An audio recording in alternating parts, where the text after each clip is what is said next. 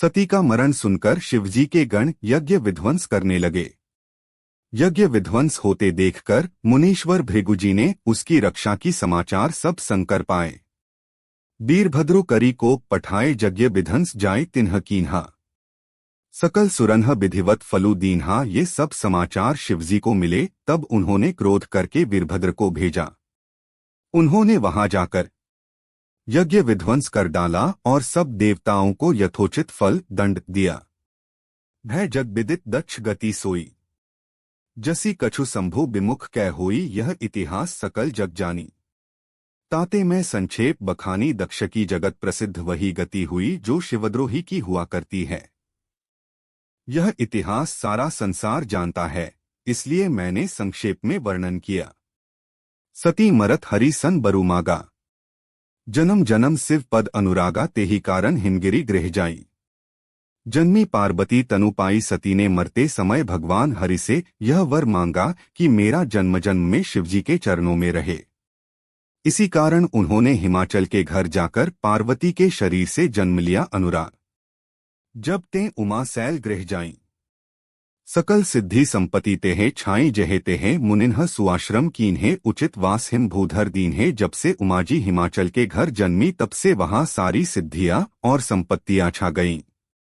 मुनियों ने जहां तहां सुंदर आश्रम बना लिए और हिमाचल ने उनको उचित स्थान दिए। 2 सदा सुमन फल सहित सब द्रुम नव नाना जाति, प्रगी सुंदर सैल पर मनी आकर बहुभांति। उस सुंदर पर्वत पर बहुत प्रकार के सब नए नए वृक्ष सदा पुष्प फलयुक्त हो गए और वहां बहुत तरह की मणियों की खाने प्रकट हो गईं। सरिता सब पुनीत जलु बहीं, खग मृग मधुप सुखी सब रहीं। सहज बैरु सब जीवन ह त्यागा, गिरि पर सकल करहिन अनुरागा। सारी नदियों में पवित्र जल बहता है और पक्षी पशु भ्रमर सभी सुखी रहते हैं। सब जीवों ने अपना स्वाभाविक वैर छोड़ दिया और पर्वत पर सभी परस्पर प्रेम करते हैं। सो सैल गिरिजा गृह आए, जिमि जनु राम भक्ति के पाए।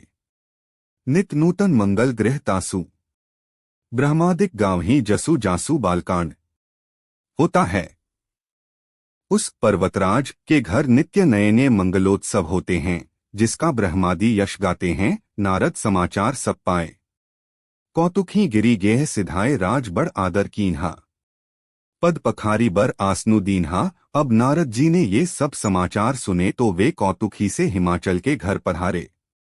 पर्वतराज ने उनका बड़ा आदर किया और चरण धोकर उनको उत्तम आसन दिया। 3 नर सहित मुनिपद सिरुनावा चरण सलिल सबू भवन सिंचाया। पार्वती जी घर आ जाने से पर्वत ऐसा शोभायमान हो रहा है जैसा राम भक्ति को पाकर भक्त शोभायमान। मित्र सौभाग्य बहुत गिरी बरना, सुता बोली मेली मुनि चरना। फिर अपनी स्त्री सहित मुनि के चरणों में सिर नवाया और उनके चरणोदक को सारे घर में छिड़काया।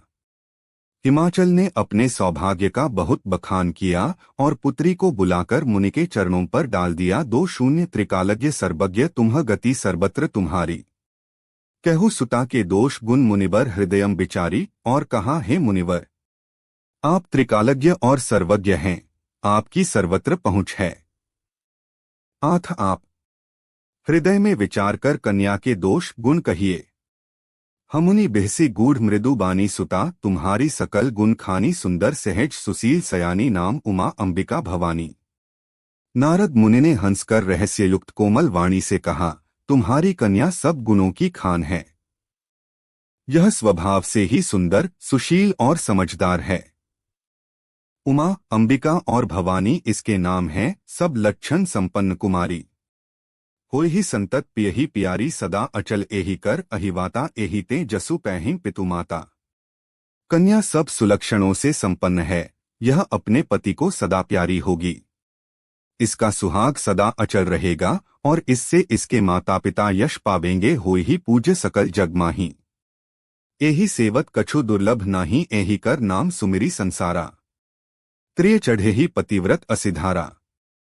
यह सारे जगत में पूज्य होगी और इसकी सेवा करने से कुछ भी दुर्लभ न होगा।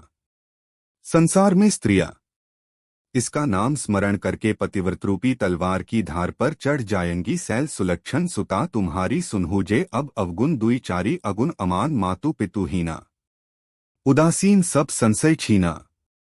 हे पर्वतराज, तुम्हारी कन्या सुलक्षणी है। अब इसमें जो दो चार अवगुण हैं उन्हें भी सुन लो। गुणहीन, मानहीन, माता पिता विहीन, उदासीन, संशयहीन, लापरवाह, दो शून्य, जोगी, जटिल, अकाम, मन नगन, अमंगल बेश। अस स्वामी एहि कहें मिलिहि परिहस्त असिरेख। योगी, जटाधारी, निष्काम हृदय, नंगा और अमंगल वेश वाला, ऐसा पति इसको मिलेगा। इसके हाथ में ऐसी ही रेखा पड़ी है। सुनी मुनि गिरा सत्य जिया जानी, दुखी उमा हर्षाणी। नारदहु यह भेदु न जाना दसा एक समुझव बिलगाना। नारद मुनि की वाणी सुनकर और उसको हृदय में सत्य जानकर पति पत्नी हिमवान और मैना को दुहक हुआ और पार्वती जी प्रसन्न हुई। नारद जी ने भी इस रहस्य को नहीं जाना, क्योंकि सबकी बाहरी दशा एक सी होने पर भी भीतरी समझ भिन्न भिन्न थी। सकल सखी गिरिजा गिरी मैना, पुलक शरीर भरे जल नैना। होई न मृषा देवऋषि भाषा, उमासो बचनु हृदय धरी राखा। सारी सखियों पार्वती, पर्वतराज, हिमा और मैना सभी के शरीर पुलकित थे और सभी के नेत्रों में जल भरा था। देवर्षि के वचन असत्य नहीं हो सकते, यह विचार कर पार्वती ने उन वचनों को हृदय में धारण कर लिया। उपजेड सिव पद कमल सनेहु मिलन कठिन मन भा संदेहु। जाने को अवसरु प्रीति दुराई सखी उछंग बैठी पुनी जाई।